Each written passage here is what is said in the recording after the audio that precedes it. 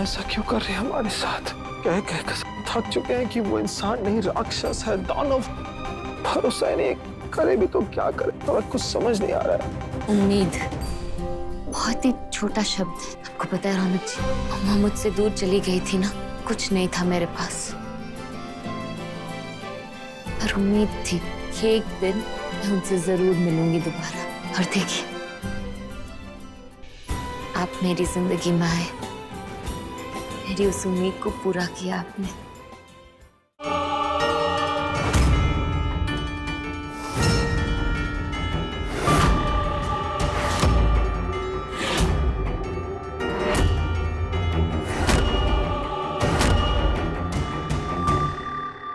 Sinha madam मर गई, mummy papa भी मर गए। ये बात तो इन लोगों को मुझे बतानी चाहिए थी ना, बताना चाहिए था। तो क्यों नहीं बताया? अरे हाँ, उन लोगों को लग रहा होगा कि कहीं अपने मम्मी पापा की मरने की खबर सुन के मुझे कोई सदमा वदमा ना लग जाए, और पता चले कि ऐसा सदमा लगा कि मैं भी उन लोगों के पास ही पहुंच गई। और अगर मैं चली गई तो रौनक जी भी तो कितने परेशान हो जाएंगे ना। हाँ, इसीलिए नहीं बताया होगा।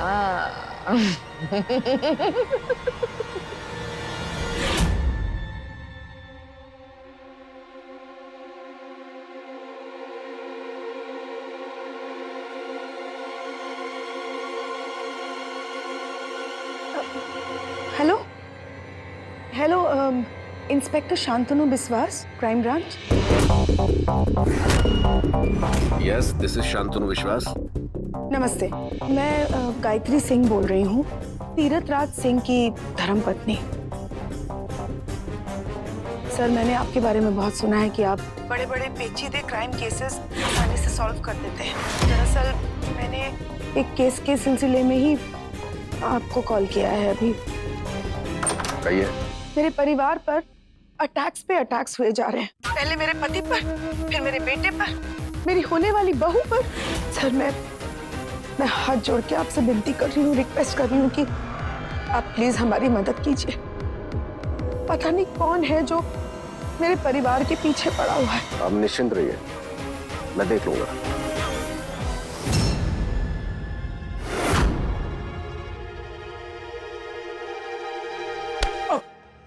रौनक जी अब ठीक है? अब ठीक तो है, ज्यादा तकलीफ तो नहीं हो रही?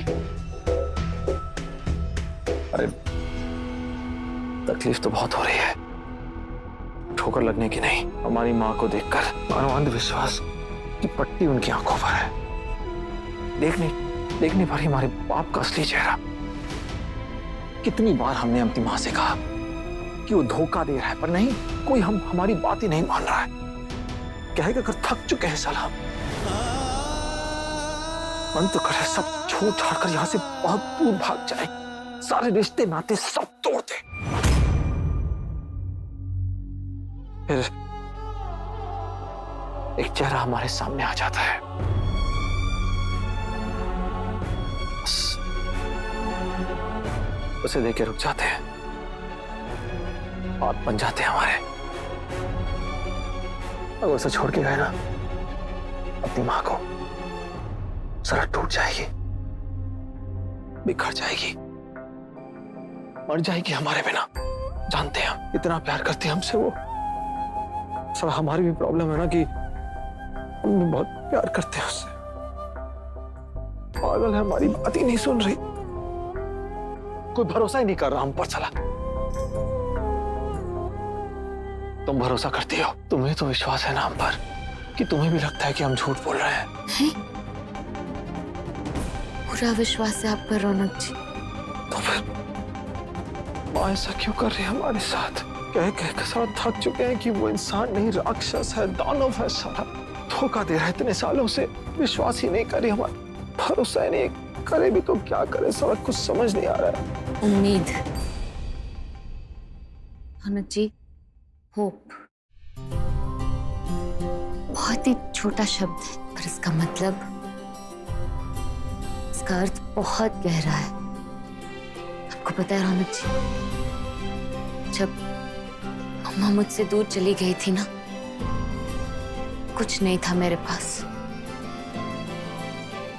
पर उम्मीद थी कि एक दिन मैं उनसे जरूर मिलूंगी दोबारा। और देखिए, आप मेरी जिंदगी में आए, मेरी उस उम्मीद को पूरा किया आपने। हमेशा से कुछ बनना चाहती थी, अपने पैरों पर खड़ी होना चाहती थी, पर कभी नहीं कर पाती थी। कुछ न कुछ दिक्कत, कुछ न कुछ परेशानी आ ही जाती थी। फिर उम्मीद थी कि एक दिन कॉलेज जाऊंगी, कुछ सीखूंगी, कुछ बनूंगी। और अब उम्मीद है कि बेस्ट स्टूडेंट बनूंगी। आनंद जी, उम्मीद का सहारा लेकर आगे बढ़ते जाइए, फिर देखना सब कुछ ऐसा ही होगा जैसा आप चाहते हो। बहुत कीमती है ये आंसू।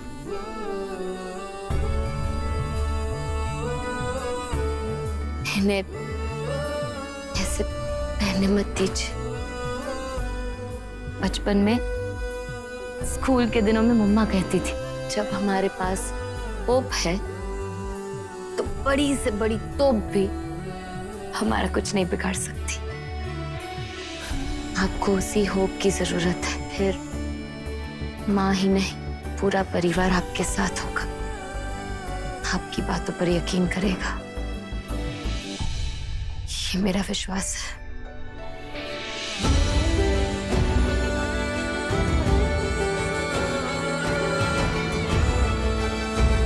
Thank you.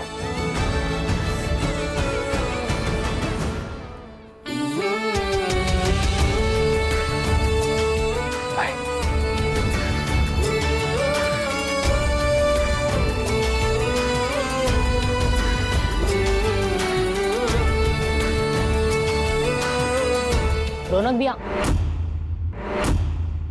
आपको काजल मैम बुला रहे हैं।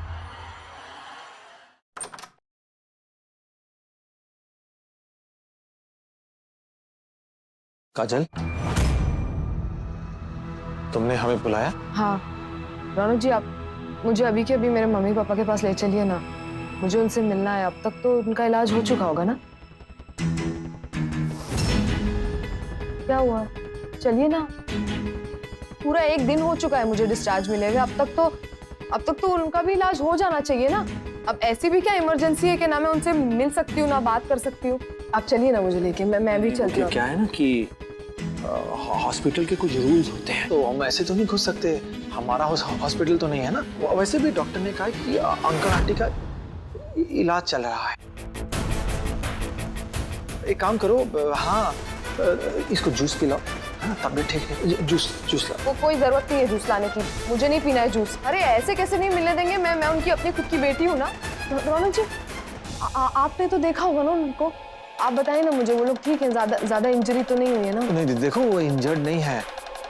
अंकल आंटी ठीक है। और हाँ, वो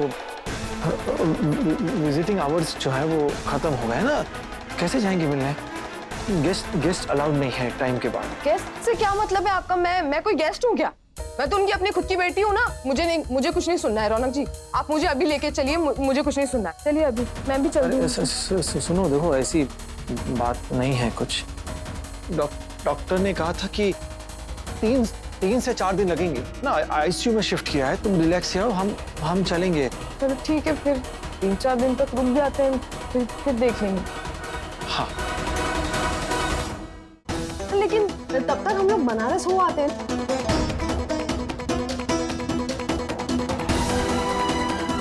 हम कुछ दिनों में उनका सारा काम देख लेंगे। उसके बाद जब वो लोग ठीक हो जाएंगे तो आप यहाँ वापस आ जाइएगा। वैसे भी ये घर मेरा तो है नहीं, तो मुझे नहीं रहना है यहाँ पे। मुझे जाना है यहाँ से, अपने घर जाना है मुझे। आप जल्दी से तैयार हो जाइए, हम आज ही रात चलते हैं ताकि वहाँ का सारा काम हम संभाल पाए। तो मछली जाल में फंस चुकी है। अब मैं और रौनक जी जाएंगे बहुत दूर।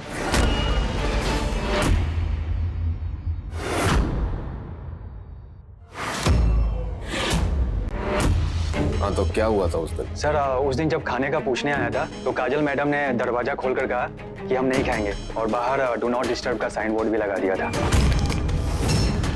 कमरे में 3 लोग थे। Yes sir. चलो।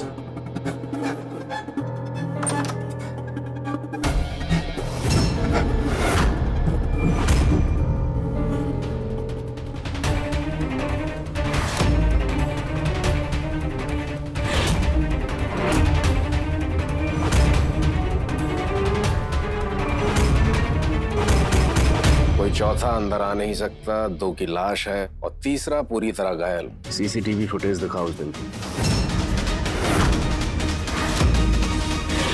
आप जाइए जाइए जल्दी से। अब टाइम नहीं हमारे पास, जल्दी करिए, हम लोग अभी चलते हैं। काजल रुको, सुनो मेरी बात।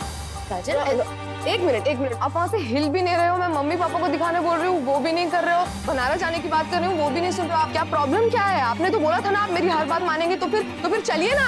आप काजल एक बार मेरी बात तो सुनो। नहीं, मुझे कुछ नहीं सुनना है। मुस्कान प्लीज, काजल प्लीज मेरी बात सुनो। काजल कुछ नहीं। काजल तुम्हारे मम्मी पापा नहीं रहे।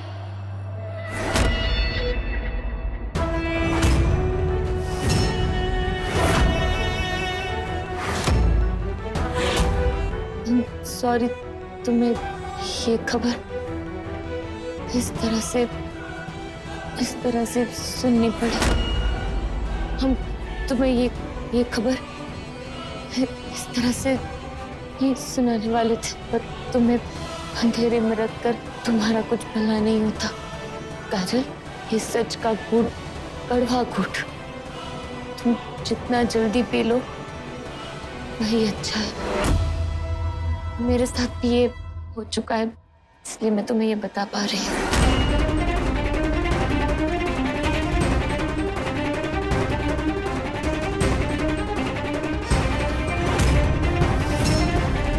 काजल कुछ बोलो।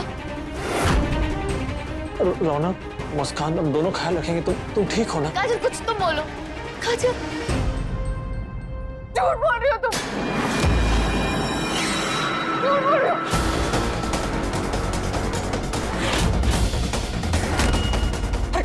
काजल, मेरे मम्मी पापा को कुछ भी नहीं हुआ। काजल कुछ भी नहीं हुआ। काजल, काजल, संभालो अपने आप को। काजल, काजल, काजल। रौनक जी से उठाइए, हम बेड पे लेटाते।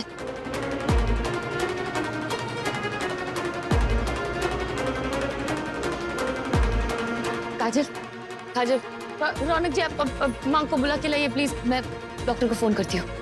हेलो डॉक्टर, एक इमरजेंसी है, प्लीज आ जाइए। काजल, पानी ग्लास।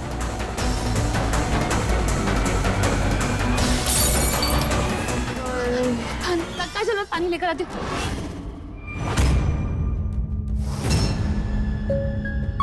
मैडम खाना भिजवा दूं? आज हम लोग खाना नहीं खाएंगे, थैंक यू। इसके हिसाब से तो अंदर कोई नहीं है सर।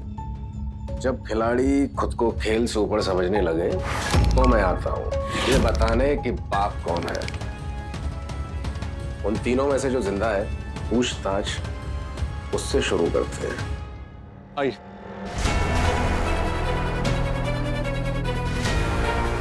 मुस्कान, तुम्हें तो काजल के पास होना चाहिए। वो काजल पानी मांग रही थी इसलिए। अच्छा ठीक है, हम लेकर आते हैं। आप चलिए, हम आते हैं।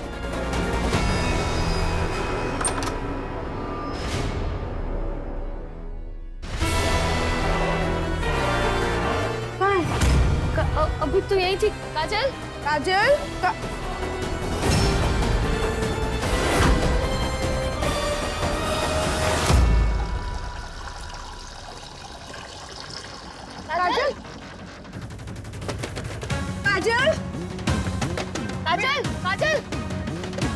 लीजिए माँ। काजल बेटा, दरवाजा खोलो।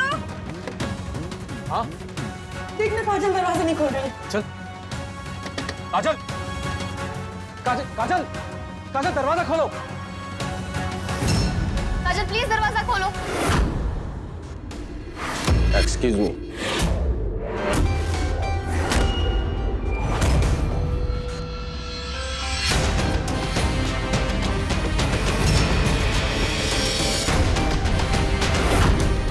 ये मुझे काजल शर्मा से मिलना था। इंस्पेक्टर शांतनु विश्वास, क्राइम ब्रांच। तो क्या है कि स्पेशल इन्वेस्टिगेशन के लिए मैं इधर आया हूँ।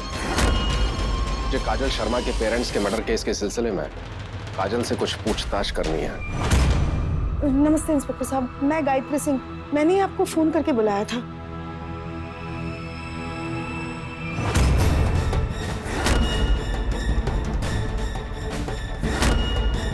ये सब क्या है? ये सामान इतना बिखरा हुआ है। काजल किधर है? वो उसकी तबीयत ठीक नहीं थी तो पानी लेने गई थी मैं। जब हम वापस आए तो चीजें ऐसे बिखरी हुई थी, व्हीलचेयर भी नहीं थी, काजल भी नहीं थी और यह बाथरूम के वहां से आवाज आ रही थी। तो हम यहाँ पे कब से ट्राई कर रहे कि काजल कुछ कहे, पर काजल कुछ बोल ही नहीं रही और दरवाजा भी नहीं खोल रही। आप लोग जरा साइड में होइए, मैं देखता हूँ। काजल, दरवाजा खोलो। काजल, काजल दरवाजा खोलो, नहीं तो मैं दरवाजा तोड़ दूंगा।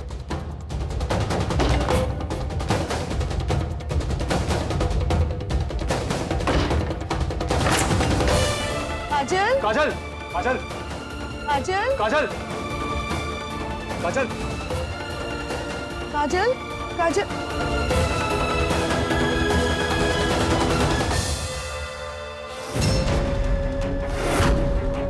ये यहाँ से गायब कैसे हो सकती है? कहीं फिर से किसी ने किडनैप तो नहीं कर लिया उसे? हम बाहर जाके देखते हैं। एक मिनट, मैं इन्फॉर्म कर देता हूँ। उससे पहले मुझे आप सबसे एक जरूरी बात करनी है।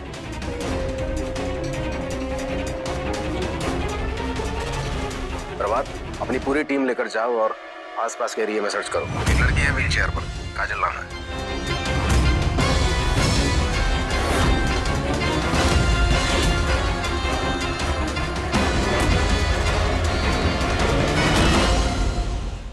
हाँ तो बताइए गायत्री जी, अभी तक क्या हुआ? ऐसा हुआ कि काजल और रौनक की शादी हुई थी। उसके बाद ऐसा हुआ कि मैडम जी के आदेश के अनुसार मैं अपना फैसला रौनक और मुस्कान के हित में सुनाती हूँ और अपनी तरफ से रौनक और मुस्कान पर पति पत्नी होने की मोहर लगा देती हूँ।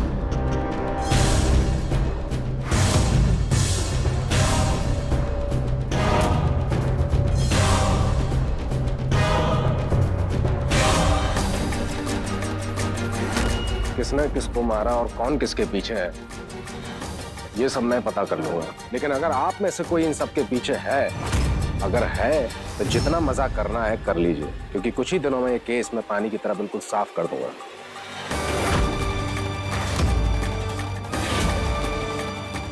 अभी मैं चलता हूँ। हेलो, कुछ पता चला?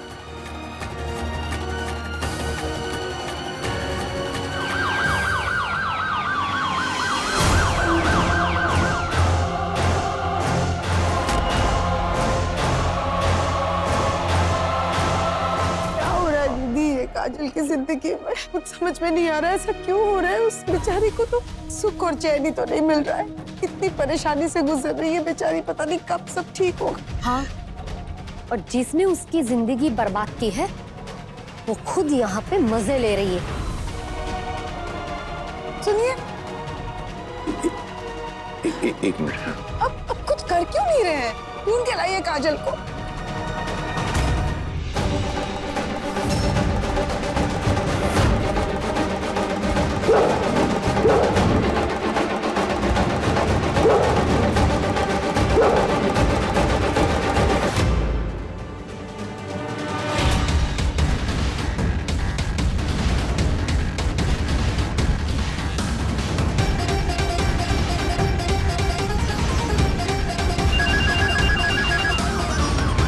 हाँ सर, वो लड़की हमें मिल गई है।